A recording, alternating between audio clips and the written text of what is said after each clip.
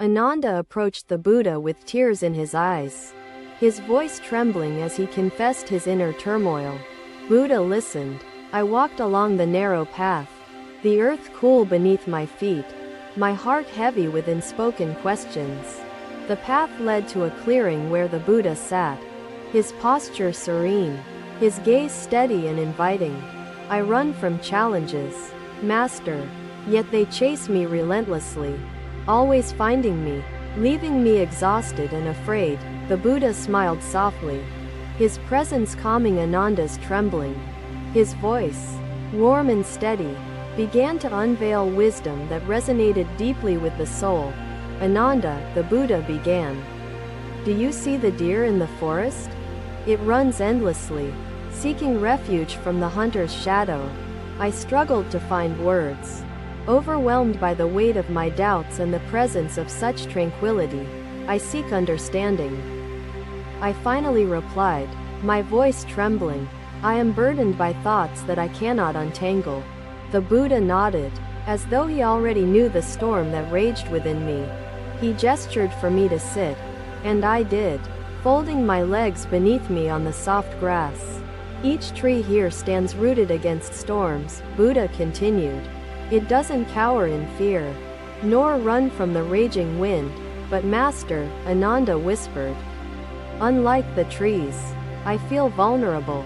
The world feels fractured, people distant, and fear thrives on ignorance. It clouds your vision, Buddha explained. It whispers falsehoods and masks truth. The Buddha listened intently, his face a canvas of understanding and patience. He waited for me to continue, giving me the space to unravel my inner turmoil. Buddha paused. You carry the shadow within you, Buddha stated firmly. You cannot escape it until you turn to face its source. You must stop running. Ananda, Buddha advised. You must embrace the courage to confront what lies beneath your perceived fears. Ananda looked up, his troubled expression softening, his heart absorbing each word as nourishment after enduring a long famine of despair. How do I confront the fear, Master? Ananda asked, his voice quivering with vulnerability yet tinged with hope born of understanding. You sit beneath the tree of fear, Buddha answered.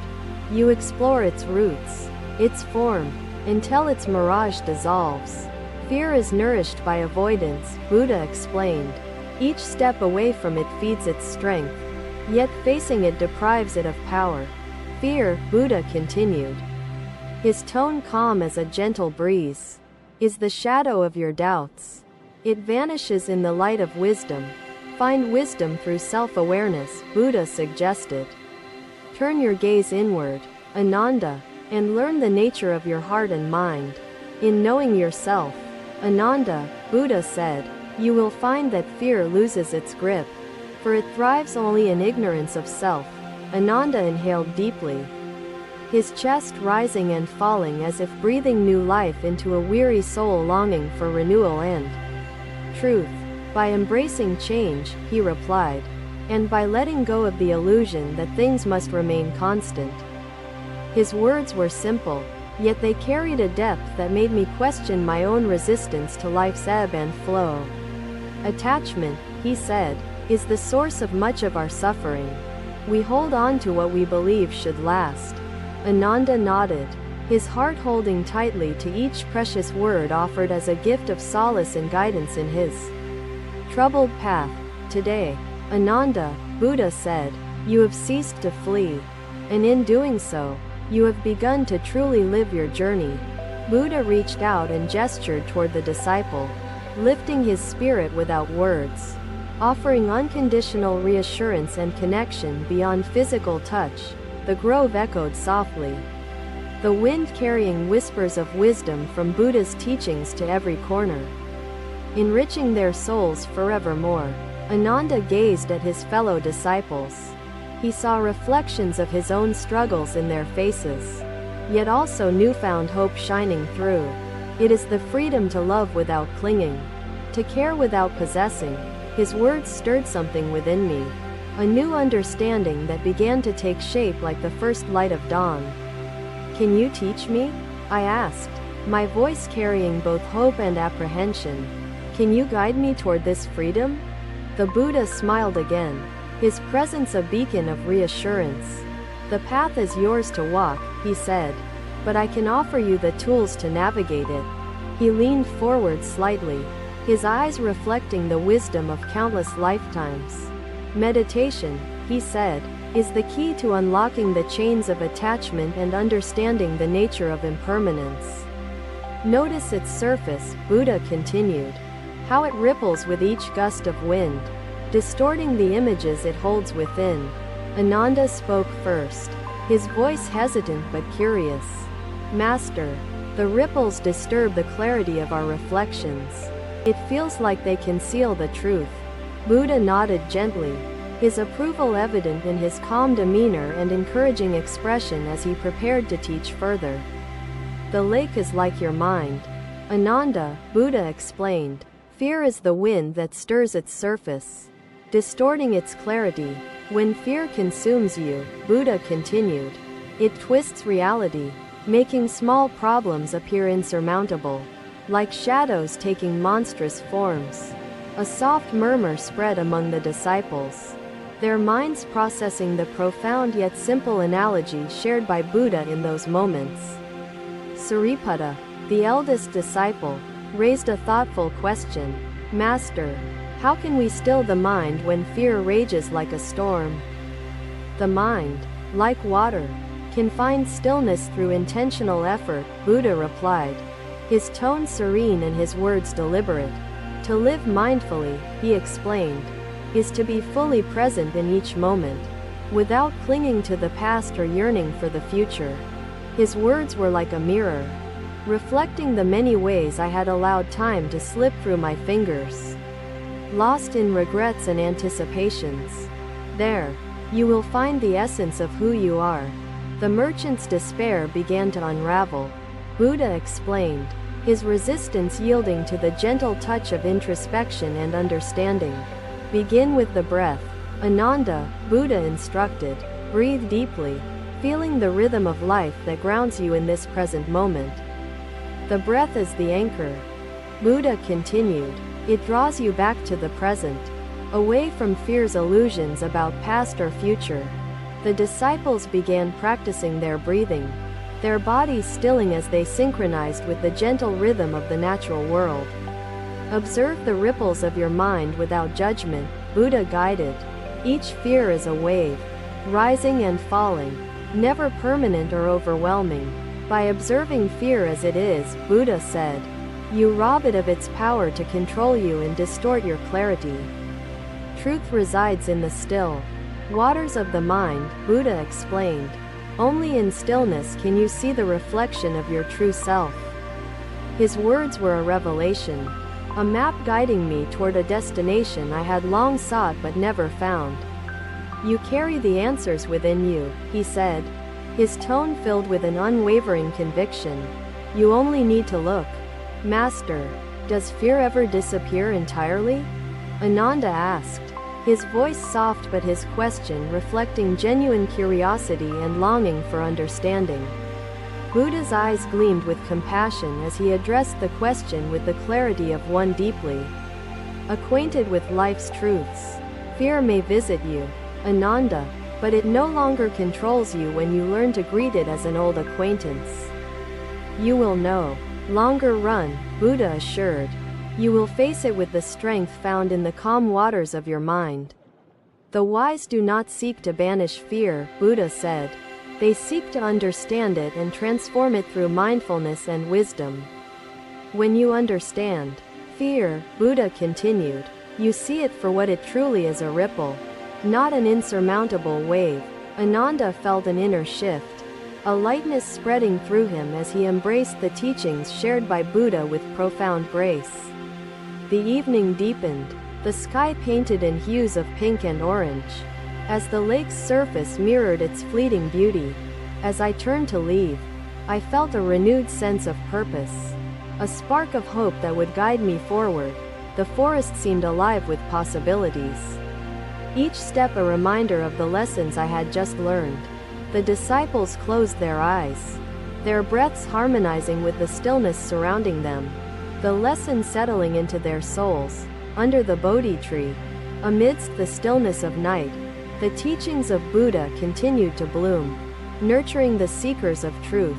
The disciples looked to the tranquil lake, its stillness now a reflection not of its surroundings but of their own transformed hearts.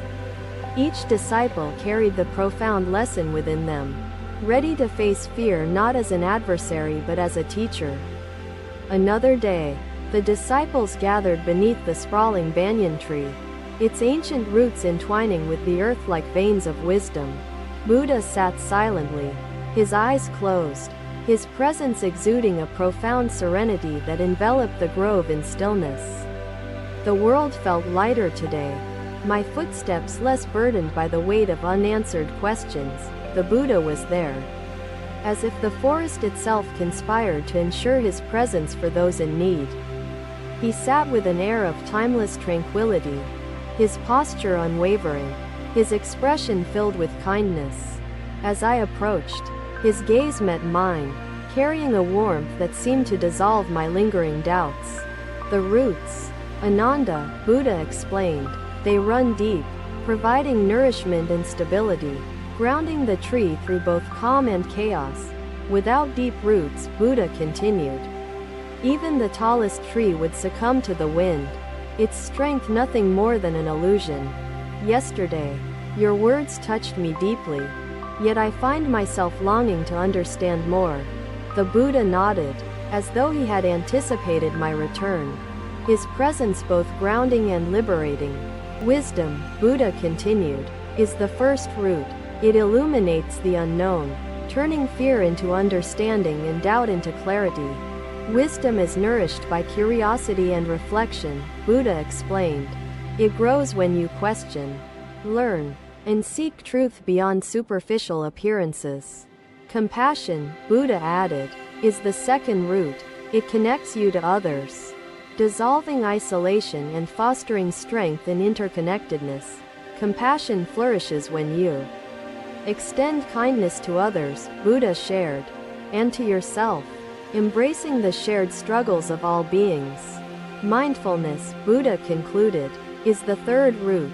It anchors you in the present, where fear loses its grip and peace resides.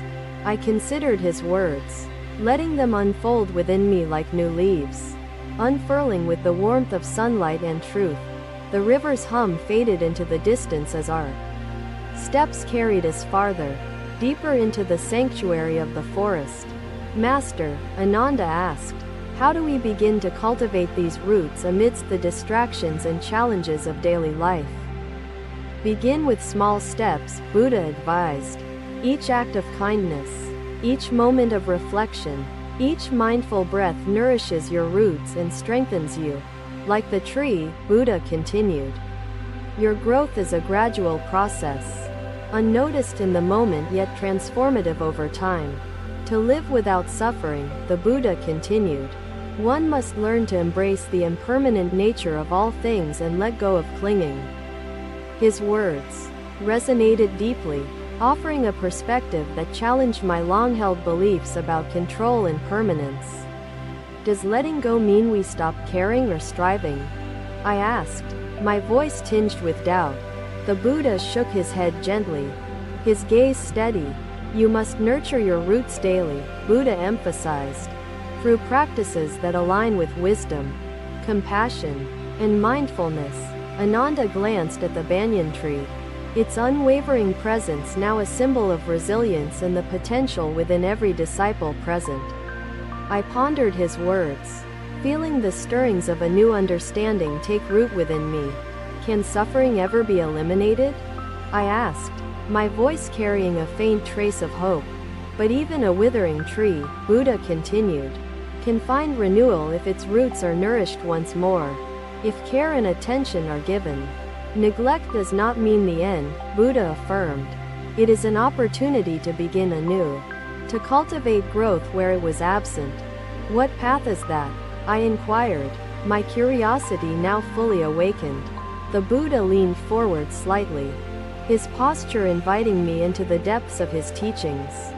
silence enveloped the grove as the disciples reflected, the tree's shadow casting a protective embrace over their gathered forms. Buddha's voice, steady and serene, broke the silence. Growth requires patience, persistence, and trust in the process of transformation. Can you tell me about it? I asked, my voice steady but filled with anticipation. The Buddha nodded, his presence a testament to the wisdom he was about to share. Ananda felt a newfound strength blossoming within him, a quiet resolve to cultivate wisdom, compassion, and mindfulness in his daily life. The banyan tree, a symbol of resilience and interconnectedness, now stood as a reminder of the potential within every being. Buddha rested beneath the tree, his presence embodying the calm strength he taught, his disciples inspired by the embodiment of his wisdom. The grove fell into a peaceful stillness, the air rich with the echoes of teachings that would guide the disciples' journeys. The clarity of his explanation made me question how often I had viewed life through the lens of my own desires and fears. Right intention, the Buddha said, is cultivating thoughts and motivations rooted in kindness, compassion, and renunciation of harmful desires. His words struck a chord, reminding me of the times I had acted impulsively, driven by emotions rather than mindful intentions. Right speech, he added, is speaking truthfully, kindly, and with purpose, avoiding words that cause harm or deceit. Thank you for watching. Buddha's teachings are always with you. Subscribe to our channel and we will see you in the next video.